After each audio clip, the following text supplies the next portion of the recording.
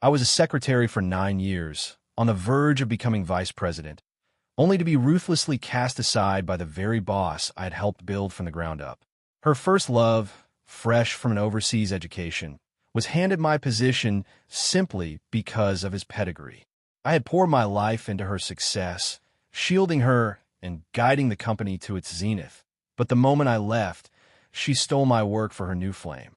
He ultimately destroyed her company, and she ended up severely injured while I staged a comeback, secured a pivotal project, and finally understood a crucial truth. No one is ever truly irreplaceable. I had been Ava's secretary for 9 years, diligent and loyal to a fault. I was on the brink of a promotion to vice president when she brought him in.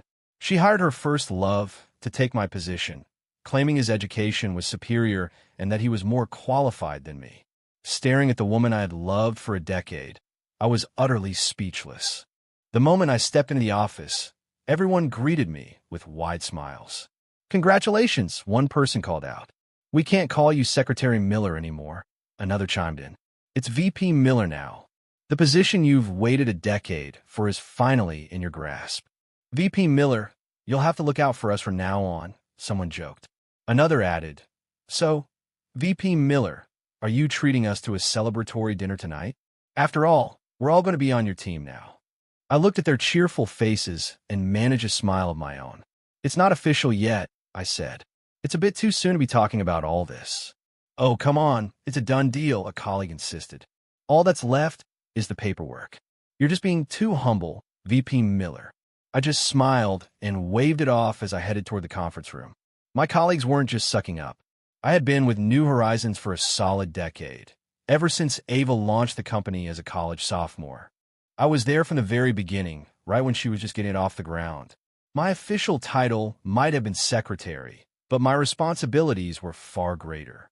I handled everything from drafting proposals and leading business negotiations to mapping out the company's strategic growth.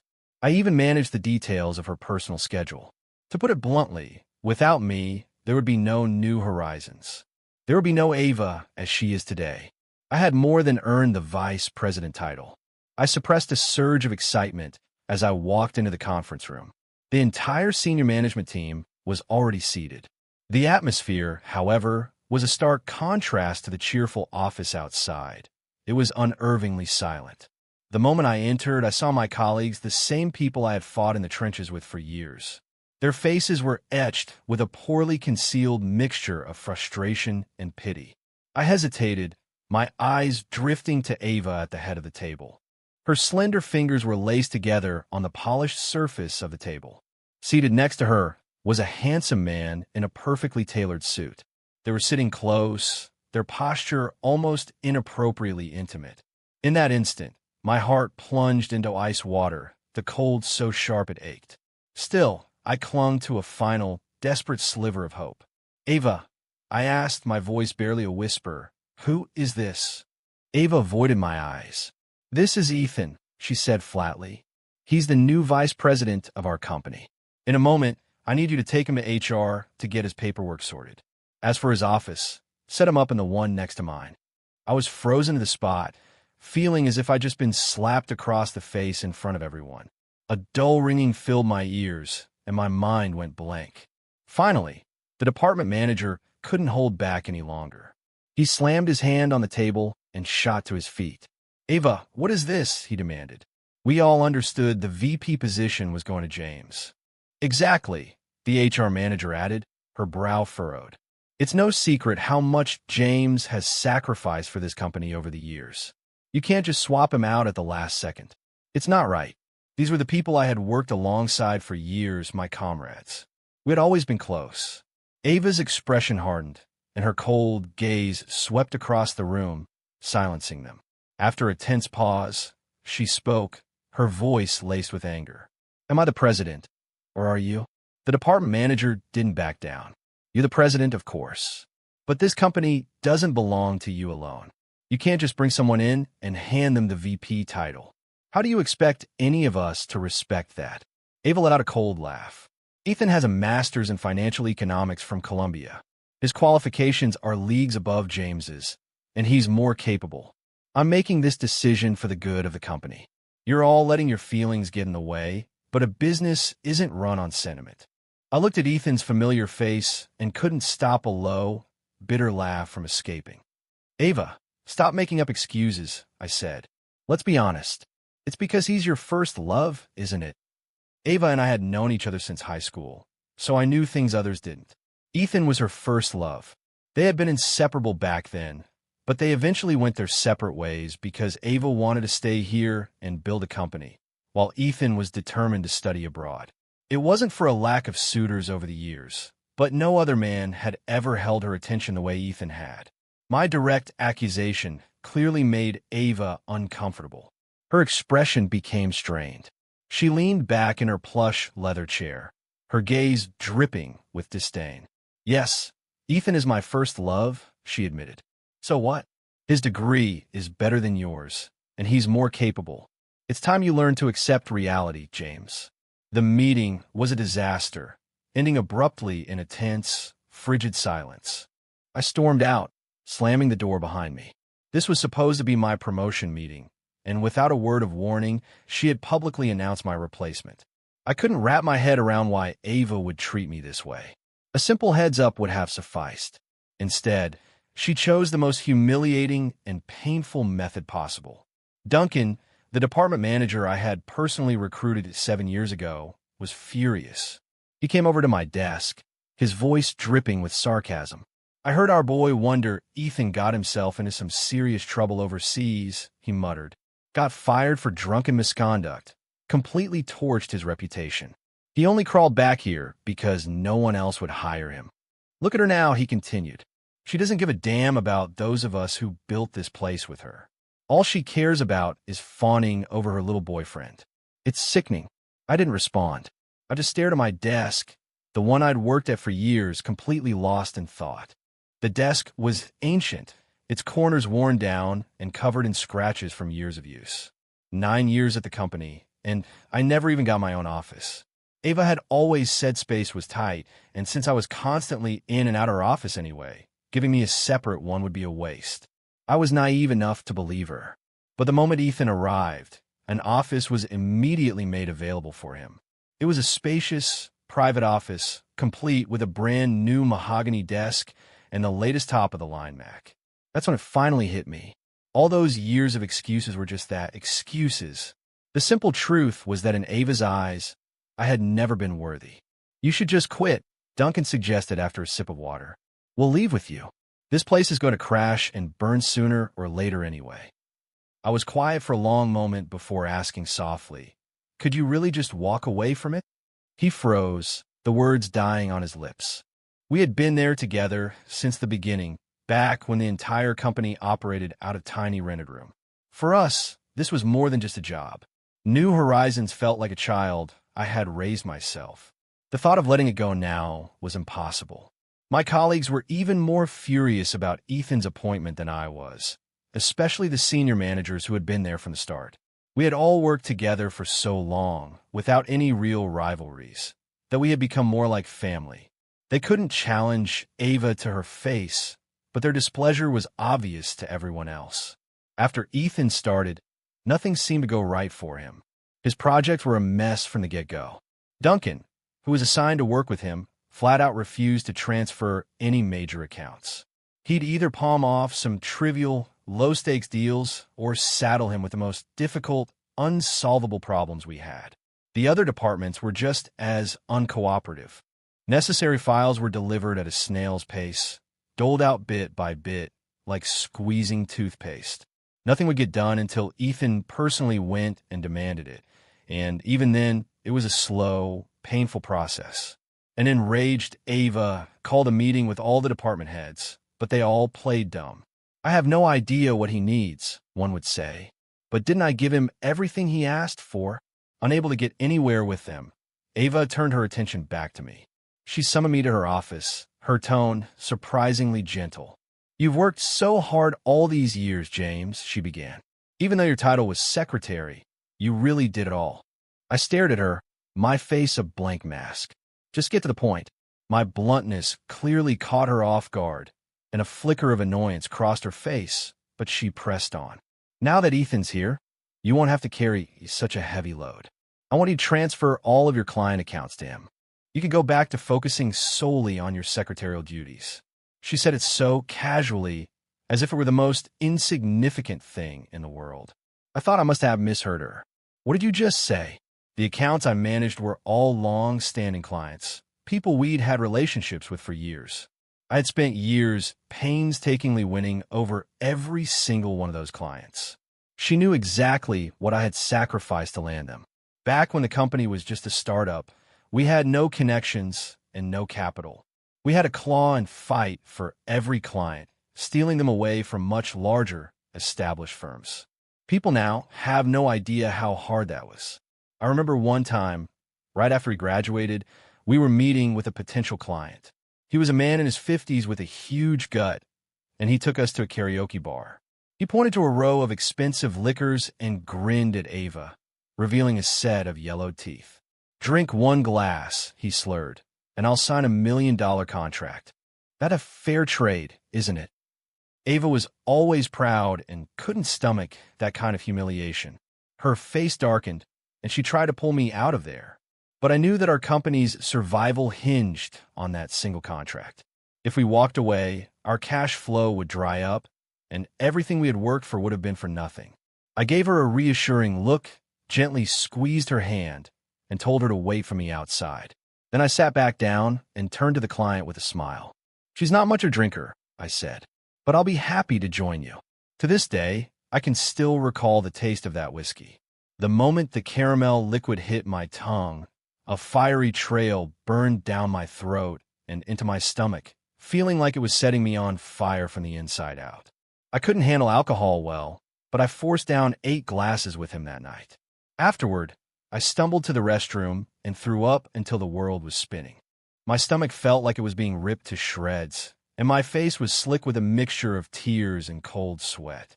But I gritted my teeth, went back out there, and walked him through the contract, line by line, not leaving until he had signed it. The man was taken aback by my sheer determination. He gave me a thumbs up and said, "Kid, you've got guts. I've never met anyone who hustles that hard." That night, he signed a $10 million contract with New Horizons. The moment he finished, I collapsed. I was rushed to the hospital where they had to pump my stomach. I spent the entire night hovering between life and death. I opened my eyes at dawn to see Ava sitting by my bedside, her eyes swollen and red from crying. I managed a weak smile. "What are you crying for?" I rasped. "We saved our baby, didn't we?" Back then, she always called New Horizons our baby. I'd tease her for being cheesy, but secretly, it made me incredibly happy. When she said it, I felt like we shared something special, something no one else had. I loved Ava, and she knew it. She wasn't as composed back then as she is now. Her voice broke as she spoke. "Why would you do that? It was just a contract. You almost died, you almost—" She couldn't finish her sentence. She just lowered her head, her shoulders trembling as she sobbed. "Don't you ever scare me like that again," she whispered. For me, it had all been worth it. But that night left its mark. I developed a chronic stomach problem that still plagues me. Over the years, similar situations played out again and again. Ava was young and proud, and she didn't have the stomach for the dirty side of the business. In many tough situations, she couldn't bring herself to do what was necessary. So I was the one who always had to step forward and take the hit for her.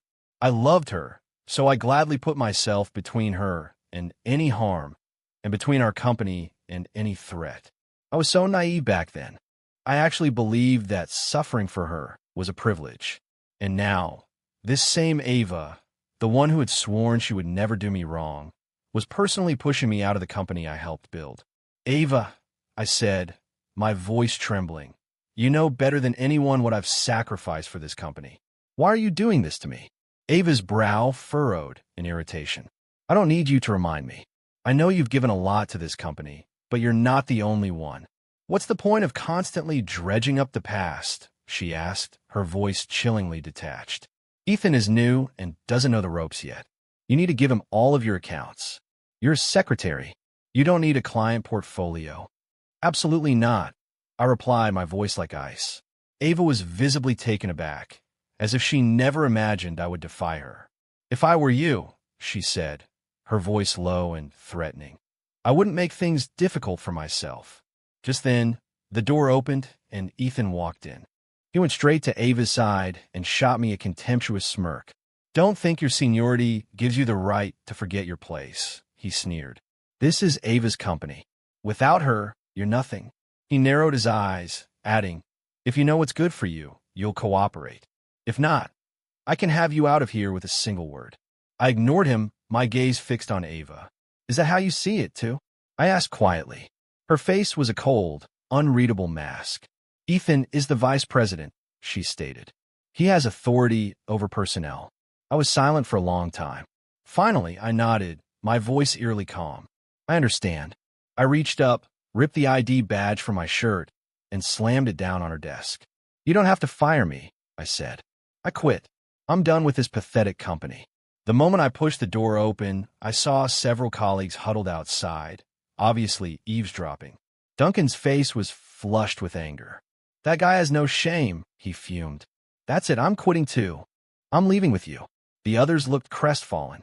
James, you practically built New Horizons from scratch, one said, his voice full of frustration. What are we going to do if you leave? You really expect us to work for some guy who only got the job because he's sleeping with the boss? Another muttered angrily. I can't stomach it. I managed a weak smile and patted Duncan on the shoulder. Don't do anything rash, I told him. You got a mortgage and car payments to think about. I'll go first. Once I land on my feet, I'll come back and poach every last one of you. It was snowing the day I left New Horizons.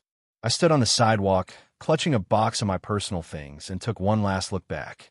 The building was veiled by the falling snow, its lights glowing brightly against the bleak, gray sky, so bright they hurt my eyes. Maybe a snowflake had melted my eye, because my vision suddenly blurred. This was the place I had spent 9 years of my life. I had been there from the very beginning, from a small team in a dorm room, to a cramped rental near campus, to a 2-story storefront, and finally, to this high rise in the heart of downtown. I still remember the day we moved in. A few of us sat on the bare floor of the empty office, laughing and crying, drinking cheap beer and talking about the future. We felt like we were on top of the world. I would have done anything to protect what we had built. But now, just a few years later, it was time to say goodbye. Shortly after I left, I heard that Ethan had called an all-hands meeting to assert his dominance. He threatened that anyone who didn't fall in line would end up just like me, packing their bags and hitting the street. Duncan, never one to back down, immediately shot back with a smirk. What, you mean get poached by a bigger company for a massive salary and a VP title?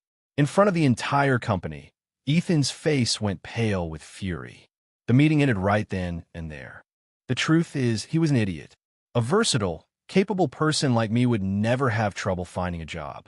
Even back when New Horizons was just a fledgling startup, I had multiple offers from major corporations, all starting at 7 figures. I turned every single one of them down. I did it because I had bet everything on Ava. I spent years at New Horizons earning a meager salary, but I was happy just to be by her side, building our dream together. But now I was free. I no longer had to hold myself back for her. The day after I quit, I called Victoria, the CEO of the NextGen Group, New Horizons' biggest rival. I hear you're hiring, I said. Think I'd be a good fit? She didn't hesitate for a second. I'm in need of a new vice president, she replied. If you want the job, you can start tomorrow. Victoria wasn't one for empty promises. The very next morning, she personally walked me through the onboarding process and introduced me to every department head. This is James, she announced. As of today, he is the new vice president of NextGen. His authority in this company is equal to my own. For the time being, I want all of you to report directly to him and give him your full cooperation. That evening, Victoria threw a welcome party in my honor. I raised my glass to her. Victoria, I said, it's an honor to join the team here at NextGen. I look forward to working with all of you. A sly, knowing smile played on Victoria's lips, her eyes sparkling. The honor is all ours, Mr. Miller, she replied. The work environment at NextGen was better than I could have ever imagined. I finally had a spacious office to call my own, and no one held my past at New Horizons against me. I had already made a name for myself in the industry, so my reputation preceded me. Everything was going smoothly, almost too smoothly. Then I was assigned my first major project. The moment I opened the file, I froze. It was a project I had been spearheading back at New Horizons, a massive marketing campaign for a publicly traded company. The deal was enormous, with implications for several major players in Denver. Ava hadn't trusted anyone else with it, so she had assigned it directly to me. I had poured weeks into that proposal, revising it countless times until it was perfect. Knowing how much she doted on Ethan, I was certain she had handed the project over to him. A fire ignited within me. This was my first major project since leaving, my chance to prove my worth. This time, I would show them exactly what New Horizons had lost. On the day of the pitch, Victoria and I arrived to find the competition already there. Ava was walking in, with Ethan trailing closely behind her. Ethan's brow twitched when he saw me. Ava's expression was more complex, a mixture of emotions I couldn't quite decipher. Her lips parted as if she was about to speak, but I walked right past her without a second glance. The meeting began with our teams seated on opposite sides of a long conference table. Ava was directly across from me. Looking at her, a wave of conflicting emotions washed over me. For the first time ever, I was sitting not at her side but against her. Neither of us could have ever imagined we would meet again like this. Fate has a twisted sense of humor. The project lead, a man named Mr. Davis, adjusted his glasses. This partnership is a top priority for us, so thank you all for being here, he began. We'll now hear each of your proposals, after which we will make our decision. Ethan jumped to his feet, grabbing his presentation materials and striding to the front of the room.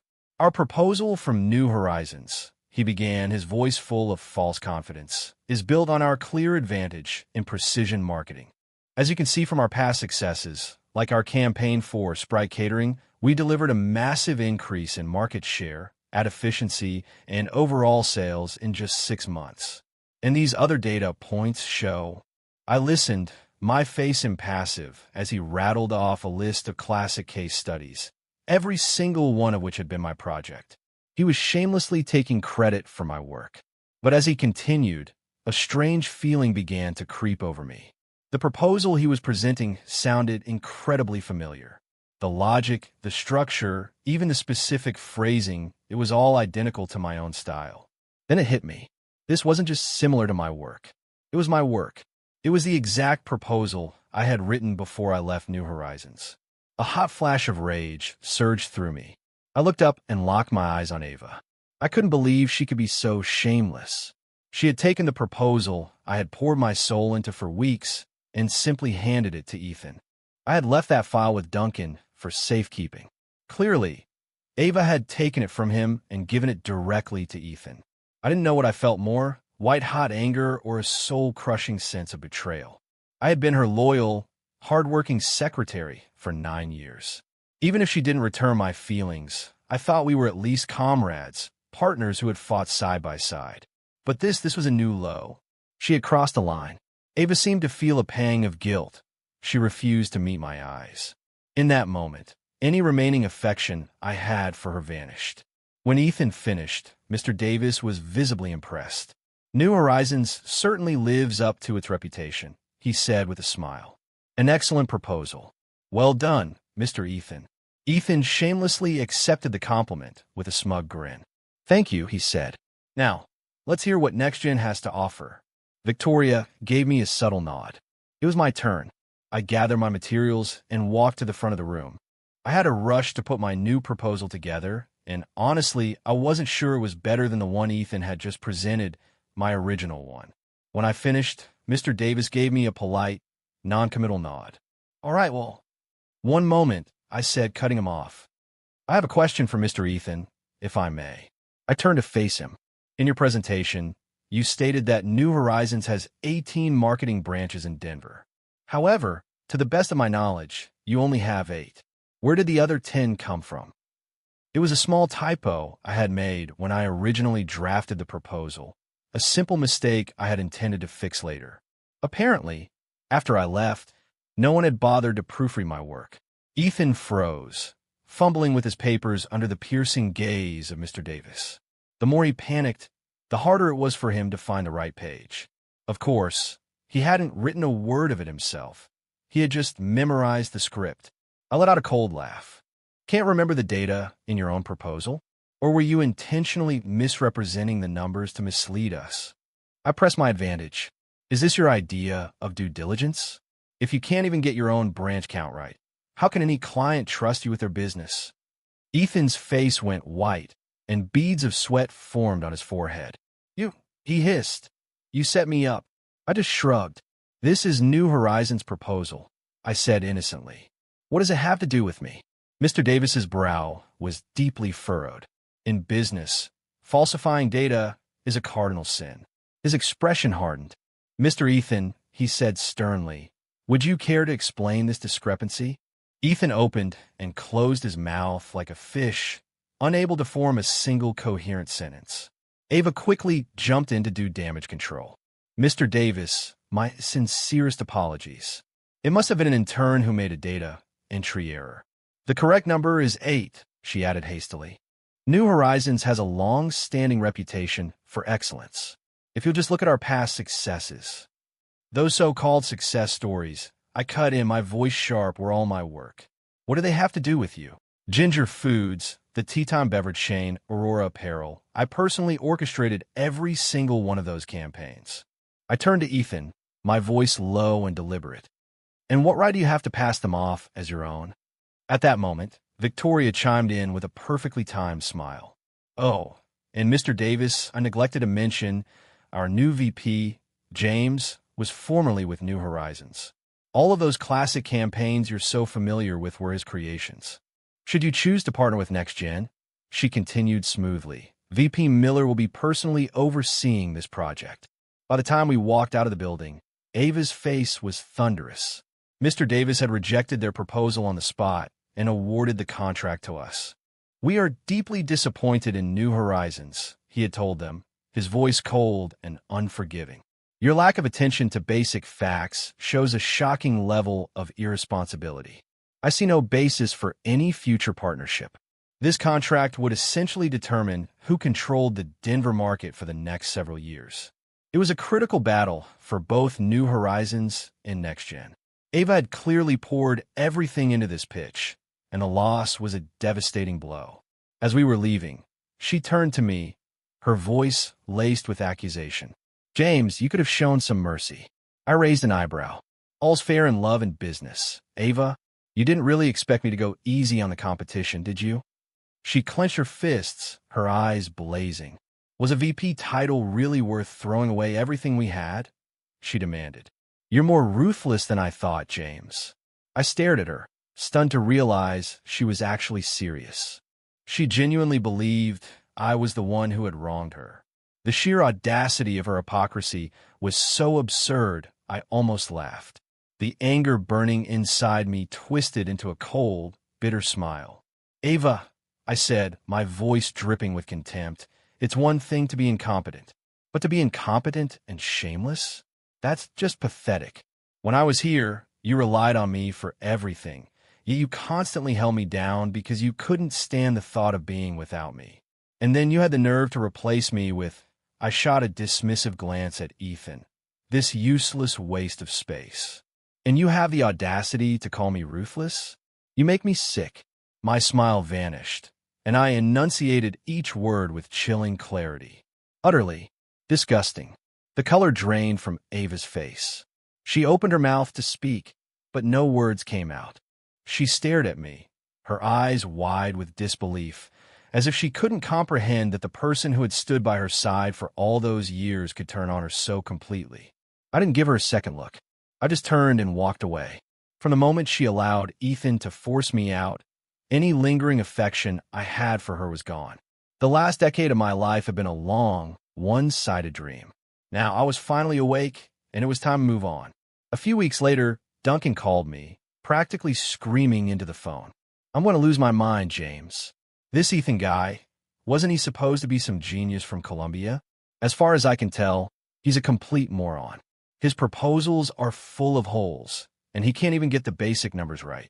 He's so paranoid about someone stealing his brilliant ideas that he won't let anyone review his work, Duncan ranted.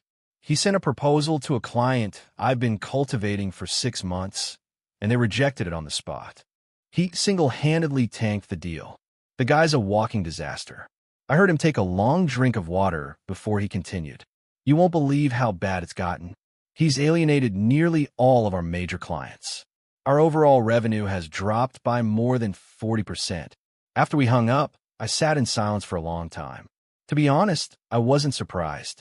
I knew from the day I walked out that New Horizons was destined to fail without me. For years, I had been the one holding everything together for Ava. I'm the kind of person who, once I commit to someone, will give them everything I have.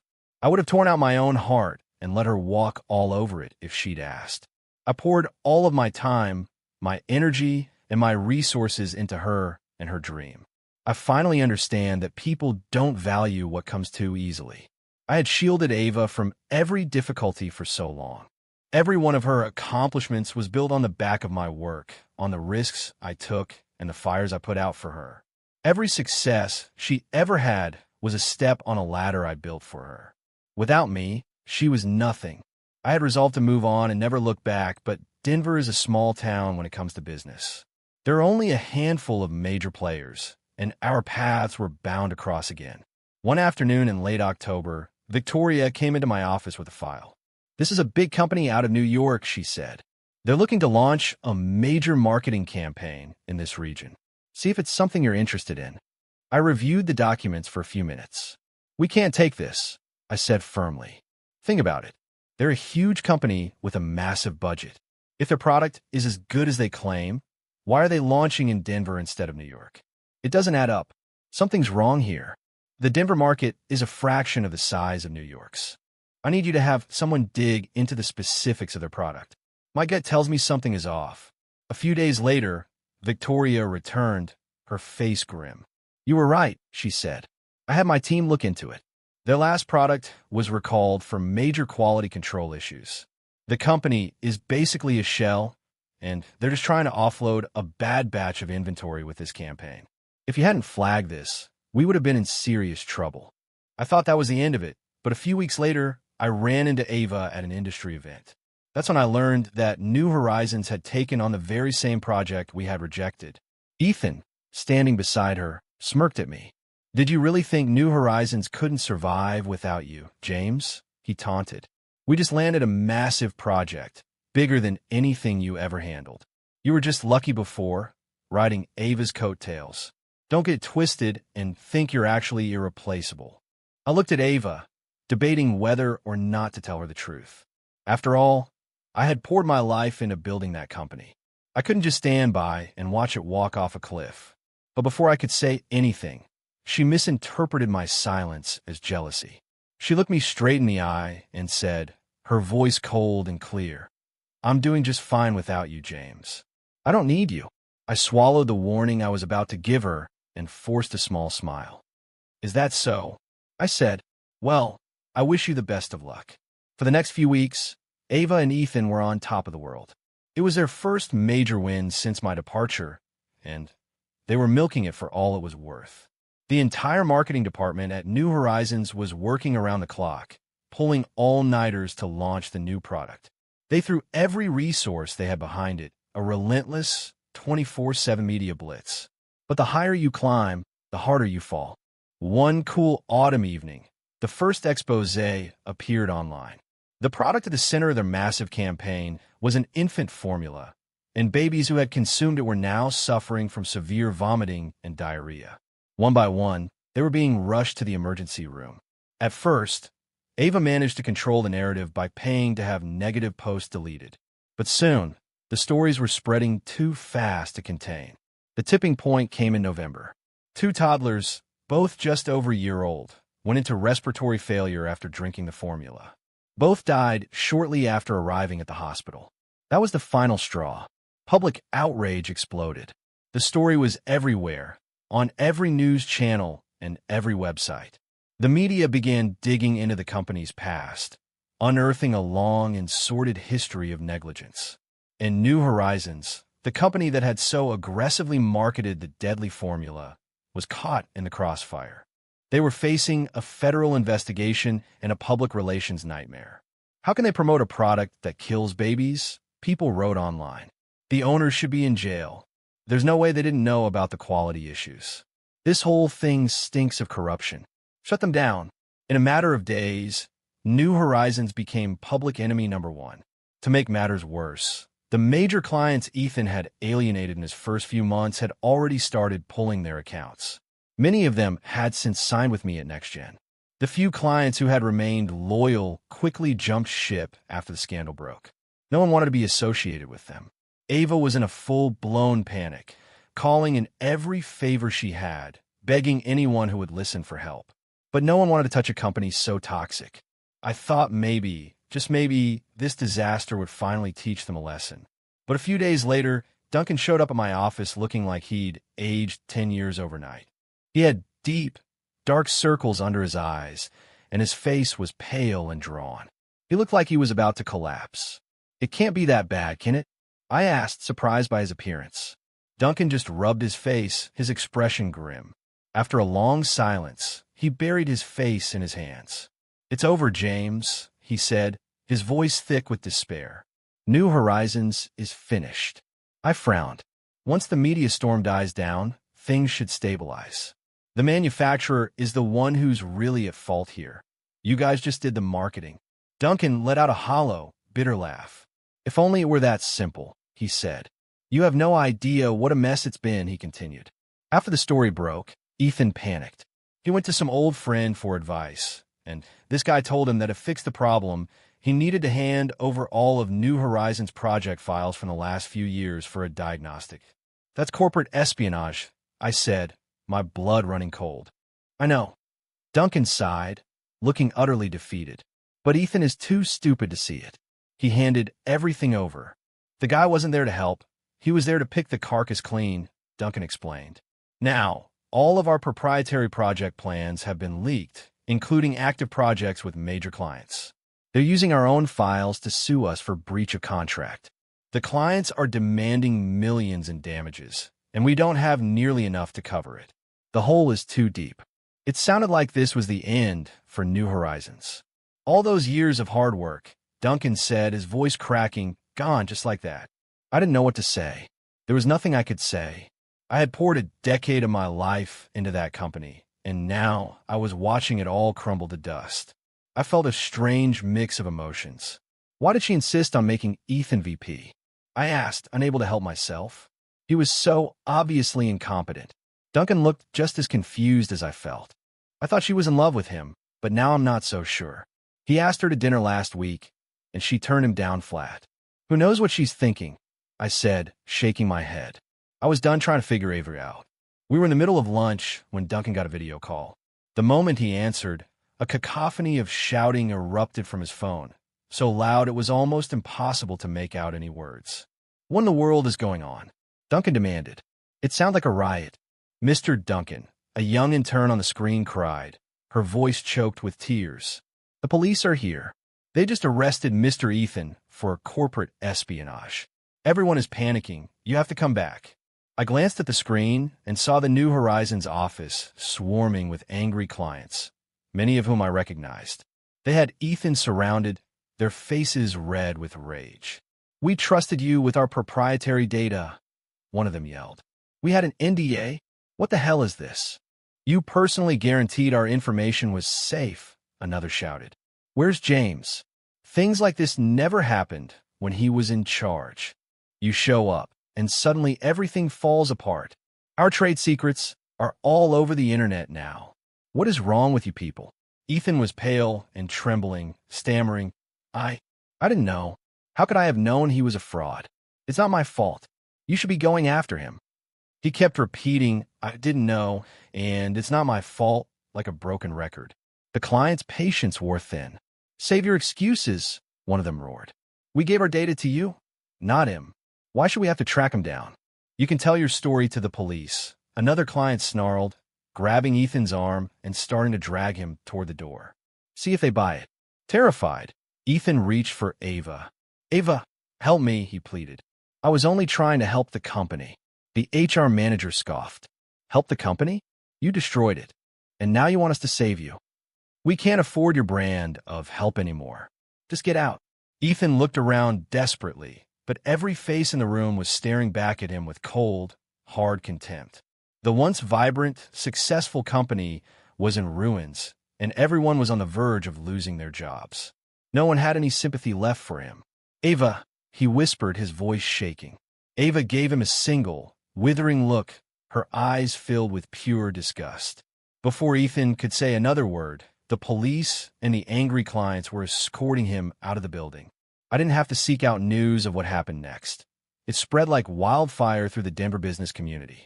New Horizons became a cautionary tale, a textbook example of how not to run a company. Companies everywhere launched internal audits, held emergency meetings, and redrafted their NDAs, terrified of making the same mistakes. In the end, New Horizons couldn't weather the storm. The legal settlements were astronomical, far more than the company had in its accounts. Ava liquidated all of her personal assets, but it was a drop in the bucket. There was no coming back. In the end, New Horizons was bought out for pennies on the dollar. Everything Ava had spent years building was gone overnight. As for Ethan, he was sentenced to 3 years in prison for corporate espionage.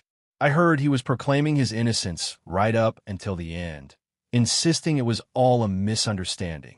But no one cared to listen, not even Ava. She never visited him once. I took a day off from work with no particular plan in mind. I just walked aimlessly through the city for hours. When I finally snapped out of my daze, I found myself standing in front of the old New Horizons building. The building was dark and empty. The sign above the door had been taken down, leaving a blank space on the facade. The lights were on inside, but without the familiar New Horizons logo, the lobby looked cavernous and desolate. I don't even remember walking there. It was a bleak winter evening, and a bitter wind cut through my coat like a knife. The sky was a low, oppressive gray, looking like it was about to collapse on top of the city. It felt just like the day I had left, box in hand. The only difference was that back then, the building had been full of life and light. Now, all that remained was a cold, sterile glow. I stood on the curb, my hands shoved in my pockets, and stared up at the building until my eyes began to burn. 9 years of my life, from age 20 to 29, all poured into that company. I had watched it grow from a joke between a few college kids into a $100 million enterprise.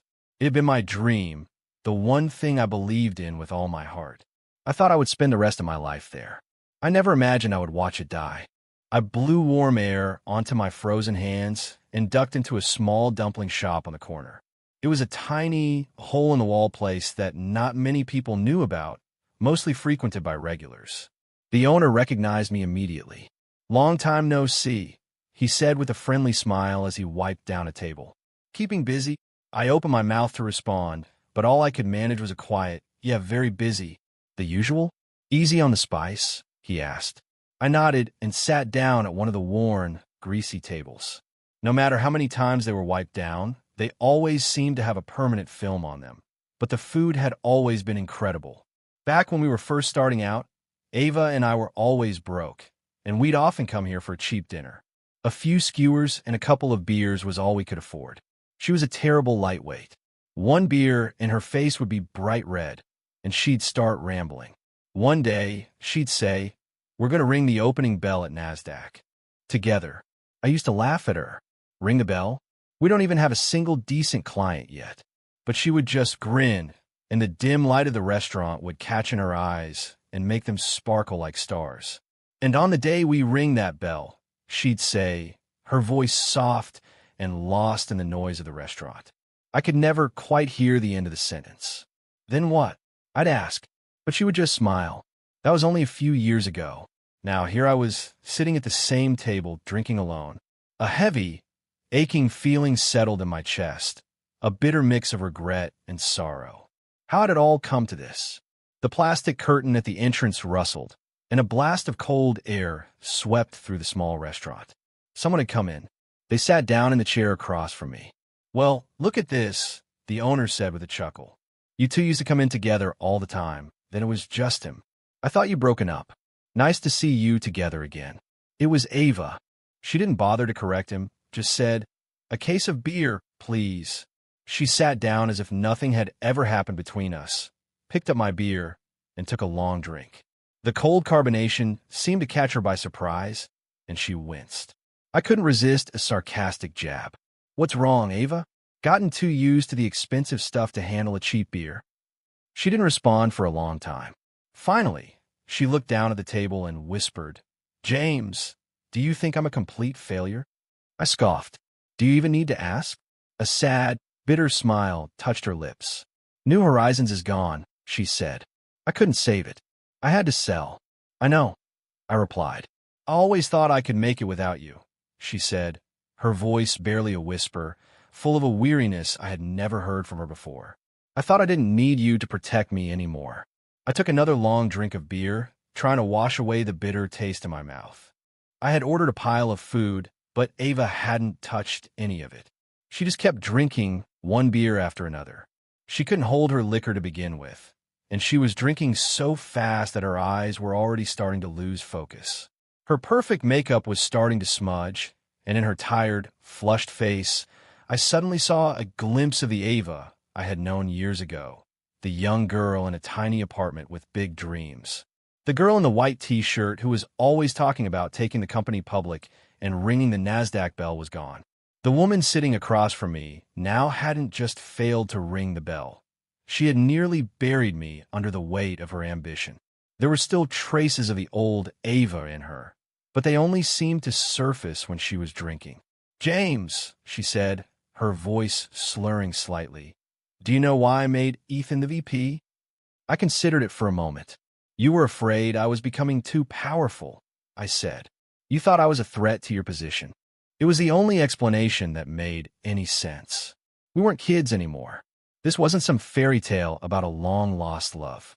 Even if she did still have feelings for him, she wouldn't have risked her entire company for a high school crush. The truth was, she was afraid of me. She was afraid that my influence was growing, that one day I would eclipse her. She had to get rid of me to feel like she was still in control. In the real world, it always comes down to power and self-interest. Ava let out a low, humorless laugh that sounded more like a sob. "It wasn't like that," she said. "I just wanted to prove to you that I could do it on my own, that I didn't need you to protect me. Do you remember that night with the client when you drank all that whiskey?" "How could I forget?" I said, rubbing my stomach. "It still burns like fire whenever I pull an all-nighter." "You couldn't handle your liquor back then either," she murmured. She looked at me, but her eyes were distant, as if she were seeing something from long ago. "When they rushed you to the ER," she said, her voice trembling, "the doctor told me you might not make it. You have no idea how terrified I was. All I could think was, I don't care about the company, I don't care about success, just let him live." I don't know if it was the bitterness of the beer or the weight of her words, but I felt a sudden sting in my eyes. Ava drained her can in one go, her trembling fingers crushing the aluminum, her eyes red and glassy. "Back then, I felt so completely useless," she confessed. "I always needed you to protect me. I wanted to," I said quietly. "I was in love with you. I would have done anything to keep you from getting hurt. I couldn't stand to see you in pain. And you think I could stand to watch you suffer for me?" She shot back, her eyes flashing. "All those years, the reason I never said anything, it wasn't because I didn't love you." She looked away, her voice a painful whisper. "It was because I didn't think I deserved you. I didn't feel like I was strong enough to be your equal. How could I tell you I loved you when I felt so weak?" She continued, her voice choked with emotion. "All I could do was push myself harder and harder, hoping that one day I'd be strong enough to share your burden, to actually help you for a change. I didn't want you to always be the one taking the hits for me." A woman pushing 30, dressed in a designer suit that cost more than my car, was crying like a heartbroken little girl in a greasy spoon diner. I took another drink, the cold beer spreading a dull warmth through my stomach. After a long silence, I finally spoke.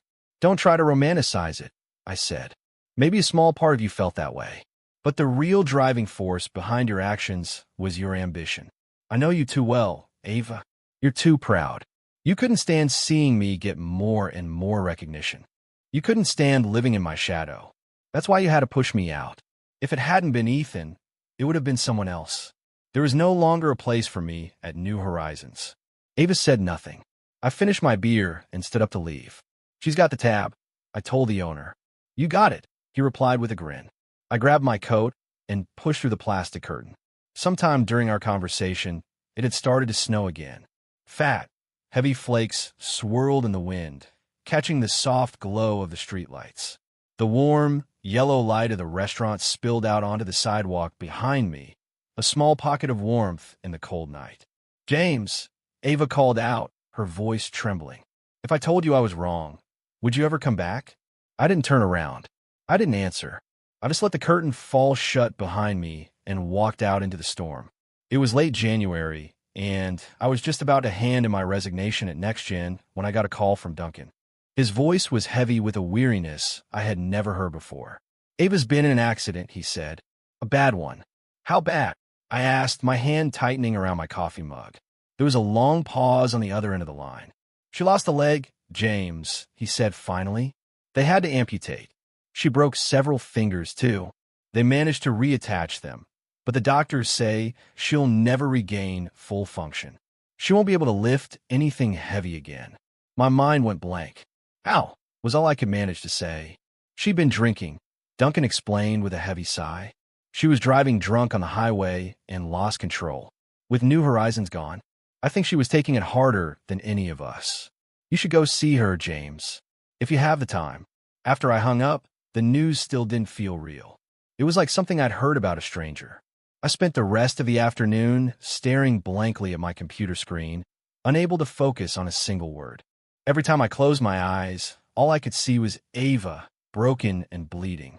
For someone as proud as Ava, accepting a lifelong disability would be a fate worse than death. After a long and difficult deliberation, I decided not to visit her. Our relationship had become a silent, years-long power struggle. In her current state, the last thing she would want is for me to see her so broken and vulnerable. Our story, which had begun with such innocent promise, had devolved into a long, slow, mutual destruction. It was finally over. Our relationship had always been a fragile, complicated thing, and it had shattered into a million pieces before we ever had a chance to truly understand it. Did she ever love me? Perhaps. But if she did, that love was no match for her pride. This is where it ends, I thought, gazing out the window at the blood-red sunset. It was a mistake from the very beginning. It was time to let it go. When I handed in my resignation, Victoria did everything she could to convince me to stay. Whatever it is, we can fix it, she insisted. Just tell me what you need. I just smiled and shook my head. The company has been wonderful to me, Victoria. I'm just tired. I need a break. She sighed. Well, when you're done resting, you know where to find us. The door at NextGen will always be open for you. For the next few months, I traveled the world. I went everywhere I'd ever wanted to go. I saw the Great Wall of China and the temples of Kyoto. I went to the Maldives, saw the pyramids in Egypt, and backpacked through Europe. I even went to Antarctica. I had spent the best years of my life chained to a desk, so focused on work that I had forgotten how to live. It took a series of life-altering disasters for me to realize that I had never once done something purely for myself. I had never truly just enjoyed being alive. So I let myself go. I ran barefoot on bioluminescent beaches, galloped across vast, open plains, and stood under the Icelandic sky, watching the northern lights dance above me until I felt like I was a part of their brilliant, beautiful chaos. I discovered that there was more to life than work. I learned how to live differently, and in doing so, I found a new kind of joy. One scorching hot day in August, I got a message from Duncan on iMessage. All right, that's enough, he wrote. Your Facebook feed looks like a professional travel blog. You're blinding us poor, unemployed souls with your glamour shots. Have you had your fun yet? Isn't it time to get back to the grind? I laughed and typed back. You've been out of a job for months and you're still thinking about working for someone else? You're a hopeless case. He sent back a laughing emoji. Damn right. So when are you coming home? The old crew is ready to get back together for one more big score. I looked down at the suitcase by my feet and smiled. Get ready, I typed. I just landed. This time, I added, I'm taking you all with me to ring that bell at NASDAQ. In the distance, the sun was beginning to rise, painting the sky in brilliant shades of gold. This is more than a story of revenge. It's a profound lesson in value and growth. It teaches us that your worth is defined by you, not by the validation of others. When you hand over control of your destiny, you risk losing yourself. Every time you are forced to let go, you are given a chance to reinvent yourself. True maturity lies in ceasing to be everyone else's savior and choosing instead to fight for yourself and for those who truly deserve it. No one in this world is irreplaceable, but you can always be the one who rings the bell on your own success.